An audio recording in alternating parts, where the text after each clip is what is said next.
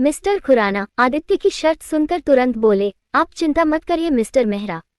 युग इस प्रोजेक्ट पर काम नहीं करेगा क्योंकि अब वो मुंबई में ही नहीं रहेगा। मैंने उसे फिर से विदेश भेजने का फैसला कर लिया है। वो मिस प्रीति से माफी मांगकर आज ही यहाँ से चला जाएगा। ठीक है, चलिए ये किस्सा यही खत्म करते हैं। मैं पुलिस स्टेशन चलकर ये केस क्लोज कर देता हूँ। इतना कहकर आदित्य प्रीति को घूरते हुए वहां से चला गया। मिस्टर खुराना भी मुस्कुराते हुए उसके पीछे चल दिए। आई एम सॉरी सर, मैं जानती हूँ कि आप मेरे इस फैसले से खुश नहीं हैं, पर मेरे पास कोई और रास्ता नहीं था। मैं पुलिस के चक्कर में पड़कर सारी दुनिया के सामने नहीं आ सकती। प्रीति मन ही मन बोली और वहां से जाने लगी। तभी अविनाश मुस्कुराते हुए उससे बोला, थैंक्स प्रीति। प्रीति ने तुरंत पलटकर उसकी ओर देखा तो अविनाश उसके पास आया। आज तुम्हारे इस फैसले से कंपनी का करोड़ों रुपए का नुकसान होने से बच गया प्रीति, और मैं जानता हूँ कि कल हमें ये प्रोजेक्ट तुम्हारी वजह से ही मिला था, इसलिए थैंक यू। आज मैं दिल से मेहरा ग्रुप ऑफ कंपनी में तुम्हारा वेलकम करता हूँ। वेलकम प्रीति।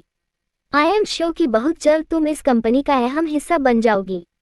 प्रीति मुस्कुराते हुए बोली, थैंक यू सर, मैं दिल से कोशिश करूंगी कि आपको शिकायत का कोई मौका कभी ना दूं। अविनाश भी मुस्कुरा दिया। अब जाओ और जल्दी से मुझे सारे वेल्डर्स की लिस्ट दो ताकि साइट पर काम शुरू किया जा सके। जी सर, अभी देती हूँ। इतना कहकर प्रीति वहां से चली गई। उसके जाते ही अविनाश की नजर अहाना पर पड़ी और उसने अहाना के कंधे पर हाथ रखकर पूछा, तुम्हें क्या हुआ, ऐसे क्यों खड़ी हो? कुछ नहीं, बस यही सोच रही थी कि प्रीति को नौकरी देकर मैंने कोई गलती नहीं की, है ना? अविनाश फिर से मुस्कुराने लगा और बोला, अच्छा अब तुम जल्दी से कॉन्फ्रेंस रूम में जाओ, मुझे इस प्रोजेक्ट को लेकर तुमसे कुछ जरूरी बात करनी है। अहाना ने आहिस्ता से अपना सिर हिला दिया तो अविनाश वहां से चला गया। उसके जाते ही अहाना मुस्कुराते हुए आदित्य की कुर्सी की ओर बढ़ी और कुर्सी पर बैठकर मुस्कुराते हुए बोली, thank you Preeti, thank you so much. आज तुमने आदित्य के फैसले के खिलाफ जाकर मेरा काम और आसान कर दिया है। शायद किसी ने नोटिस नहीं किया, पर आदित्य तुमसे बहुत नाराज हैं क्योंकि वो ये कभी बर्दाश्त नहीं कर सकते कि कोई उनके फैसले के खिलाफ जाए। अब उनकी इसी नाराजगी को और बढ़ाकर मैं तुमसे अपना प्रोजेक्ट वापस लूंगी। वादा करती हूँ तुमसे कि मिस्टर खुराना के प्रोजेक्ट के भूमि पूजन से पहले मैं ये प्रोजेक्ट तुमसे वापस ले लूंगी और भूमि पूजन में उनके साथ मैं जाऊंगी, तुम नहीं। इधर प्रीति ने सारे वेल्डर्स की लिस्ट का प्रिंट आउट निकाला और अविनाश को देने उसके कैबिन में चली गई। उसके जाते ही अहाना उसके कैबिन में आई। उसने एक फाइल ठीक उसी जगह रख दी जहां प्रीति ने ब्लूप्रिंट्स की फाइल रखी थी और फिर मुस्कुराते हुए वहां से चली गई। दूसरी ओर आदित्य ने पुलिस स्टेशन में पेपर साइन किए तो इंस्पेक्टर साहब ने हवलदार को इशारा किया। हवलदार युग और उसके दोस्तों को लेने चला गया। उसके जाते ही मिस्टर खुराना आदित्य से बोले, थैंक यू आदित्य साहब, thank you so much. Aditya उठकर खड़ा हुआ और अपना कोट ठीक करते हुए बोला, किसी लड़की की इंसल्ट करना मेरी नज़र में दुनिया का सबसे बड़ा क्राइम है मिस्टर खुराना। अगर मेरा बस चलता तो मैं उसे कभी जेल से बाहर नहीं आने देता, पर प्रीति खुद पीछे हट गई है तो मैं कुछ नहीं कर सकता। पर अगर आइंदा उसने ऐसी कोई हरकत किसी भी लड़की के साथ करने की कोशिश की तो उसे मुझसे कोई नहीं बचा पाएगा। ये बात याद रखिएगा आप। वो अब ऐसा कुछ नहीं करेगा। मैं आपको पहले ही बता चुका हूँ आदित्य साहब, वो अब इंडिया में नहीं रहेगा, मिस्टर खुराना बोले। आदित्य ने कोई जवाब नहीं दिया और अपने ग्लासेस लगाते हुए वहां से चला गया। उसके जाते ही हवलदार युग और उसके दोस्तों को लेकर आ गया। उन्हें देखते ही इंस्पेक्टर साहब बोले, आज तो मिस्टर मेहरा और उस लड़की की मेहरबानी ने तुम लोगों को बचा लिया, पर अगर दोबारा ऐसी कोई हरकत की तुमने तो बचोगे नहीं। युग कुछ कहने जा ही रहा था कि तभी मिस्टर खुराना ने गुस्से में उसकी बांह पकड़ी और उसे वहां से ले गए। इधर आदित्य फिर से ऑफिस पहुंचा और सीधे प्रीति के कैबिन में आया। प्रीति उसे देखते ही हड़बड़ाकर उठ खड़ी हुई। मुझे तुमसे ये उम्मीद नहीं थी प्रीति, तुम्हें उन गुंडों को जेल से बाहर नहीं निकलवाना चाहिए था। आज तुमने उन्हें माफ कर दिया, कल वो किसी और लड़की के साथ ही सब करेंगे, आदित्य बोला। प्रीति ने मुस्कुराने की कोशिश की और बोली, मेरे बाबा सा कहते हैं कि किसी इंसान की गलती पर अगर उसे सजा देने की जगह उसे माफी दे दी जाए तो वो अपने आप में शर्मिंदा हो जाता है और दोबारा ऐसी गलती कभी नहीं करता। इसलिए मैंने उसे माफ कर दिया। उसकी बातों ने आदित्य का गुस्सा और बढ़ा दिया। तुम्हारे बाबा सा कितने महान इंसान थे ये तुम मुझे ना ही बताओ तो बेहतर होगा प्रीति, क्योंकि मुझसे ज्यादा उन्हें कोई नहीं जानता। अपने बाबा सा की इंसल्ट प्रीति से बर्दाश्त नहीं हुई और वो गुस्से में भड़की।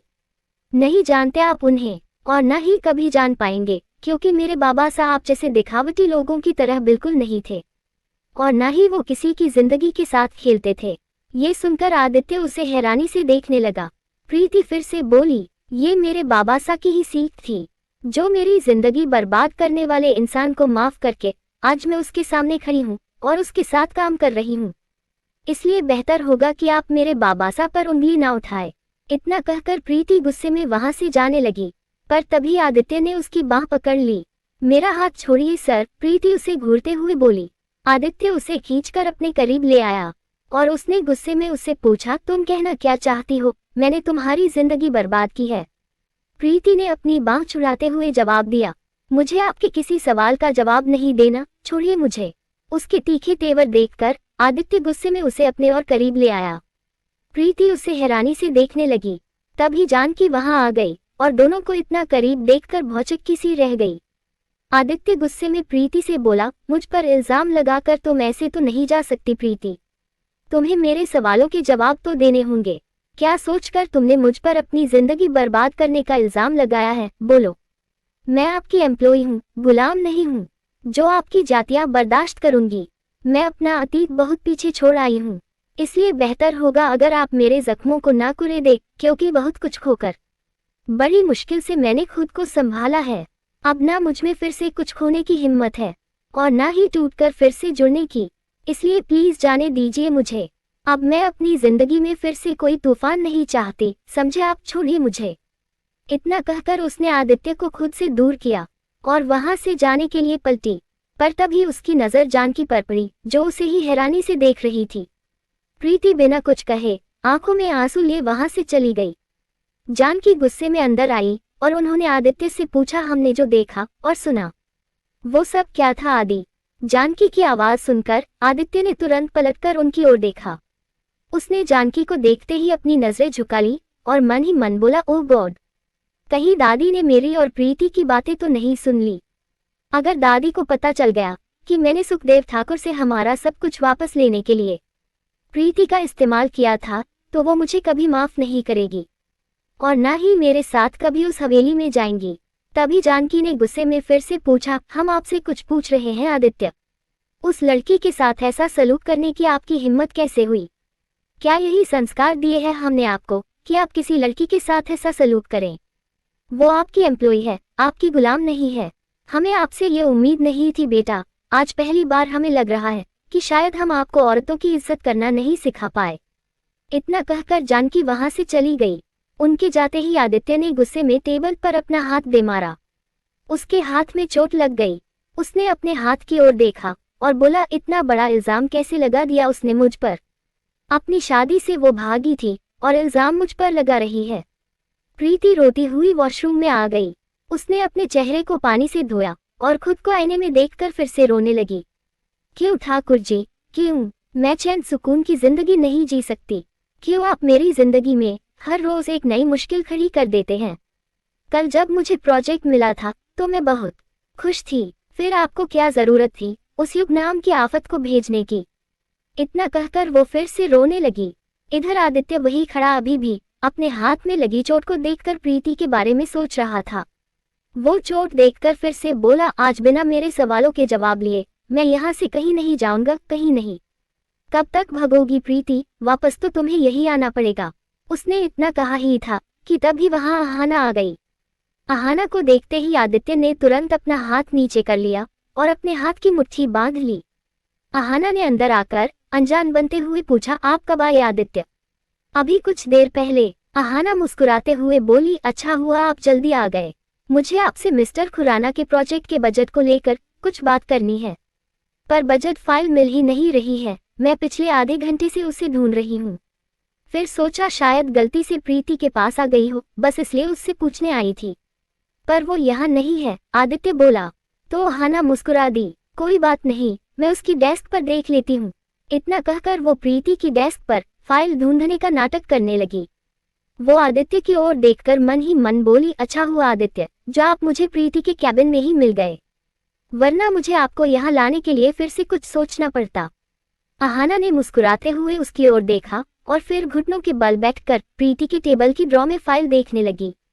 उसने जानबूझकर ड्रॉ में रखी सारी फाइल्स फर्श पर गिरा दी और बजट की फाइल के साथ ब्लूप्रिंट की फाइल उठाकर बोली, मिल गई। आदित्य ने उस पर कोई ध्यान नहीं दिया। अहाना हैरान होने का नाटक करते हुए बोली, अरे ये फाइल प्रीति के ड्रॉ में कैसे आई? उसके इतना कहते ही आदित्य ने तुरंत उसकी ओर देखा। अहाना ब्लूप्रिंट्स की फाइल को हैरानी से देखने लगी और आदित्य उसे। अहाना के चेहरे का उड़ा हुआ रंग देखकर उसने उसके हाथ से फाइल छीनी और फाइल देखकर बोला, ये तो वही ब्लूप्रिंट्स हैं जो तुमने बनाए थे, पर ये यहाँ कैसे आए? अहाना ने तुरंत जवाब दिया, वही तो मैं सोच रही हूँ आदित्य, कल मैंने मेरे कैबिन का कोना कोना छान मारा था, पर ये फाइल मुझे कहीं मिली ही नहीं। कितनी मेहनत की थी मैंने इन ब्लूप्रिंट्स को रेडी करने में, सारी रात नहीं सोई थी मैं, पर मैंने तो इसे मेरे कैबिन में रखा था, तो ये प्रीति के टेबल की ड्रॉ में कैसे आई?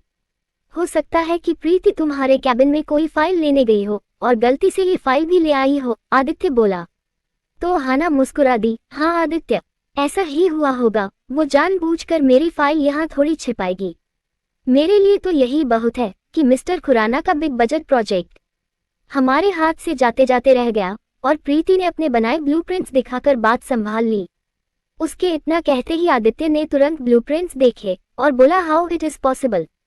प्रीति ने जो ब्लूप्रिंट मिस्टर खुराना को दिखाकर प्रेजेंटेशन दी, वो बिल्कुल तुम्हारे ब्लूप्रिंट की तरह ही थे, मैंने तो इस बात पर कल ध्यान ही नहीं दिया। अहाना ने हैरानी से पूछा, आप ये कहना चाह रहे हैं आदित्य कि प्रीति ने जानबूझकर मेरी फाइल छिपाई ताकि वो मेरे ब्लूप्रिंट्स को अपना बताकर मिस्टर खुराना को प्रेजेंटेशन दे सके? उसके इतना पूछते ही आदित्य की आंखें खुली की खुली रह गई और वो सोच में पड़ गया। अहाना तुरंत उसके पास आई और बोली, नहीं आदित्य, आपको कोई गलतफहमी हो रही है। प्रीति ऐसा क्यों करेगी? वो तो बहुत ईमानदार और मेहनती लड़की है, और फिर मैंने ही तो उसे आपकी सेक्रेटरी की जॉब दी है, तो फिर वो मेरे साथ ऐसा क्यों करेगी? ये फाइल गलती से यहाँ आ गई होगी, चलिए हम एक बार बजट को लेकर बात कर लेते हैं। बजट की फाइल भी प्रीति के ड्रॉ से मिल गई है, चलिए। इतना कहकर उसने आदित्य की बांह पकड़ी और उसे ले जाने लगी, पर आदित्य ने गुस्से में उससे अपनी बांह छुड़ाई और जोर से चीखा, प्रीति! उसकी आवाज सुनकर ऑफिस का सारा स्टाफ चौंक गया। वो गुस्से में प्रीति के कैबिन से बाहर आकर चीखा, प्रीति! अहाना पहले तो मुस्कुराई और फिर परेशान होने का नाटक करते हुए उसके पीछे आकर बोली, आदित्य रहने दीजिए, शायद कोई मिसअंडरस्टैंडिंग हो गई है। आदित्य ने उसकी एक नहीं सुनी और फिर से चीखा, प्रीति! अविनाश भी उसकी आवाज सुनकर तुरंत अपने कैबिन से बाहर आ गया। वॉशरूम में रो रही प्रीति के कानों में जैसे ही आदित्य की आवाज पड़ी तो उसने जल्दी से अपने आंसू पोंछ लिए और दौड़ती हुई वॉशरूम से बाहर आकर अपने कैबिन की ओर बढ़ने लगी।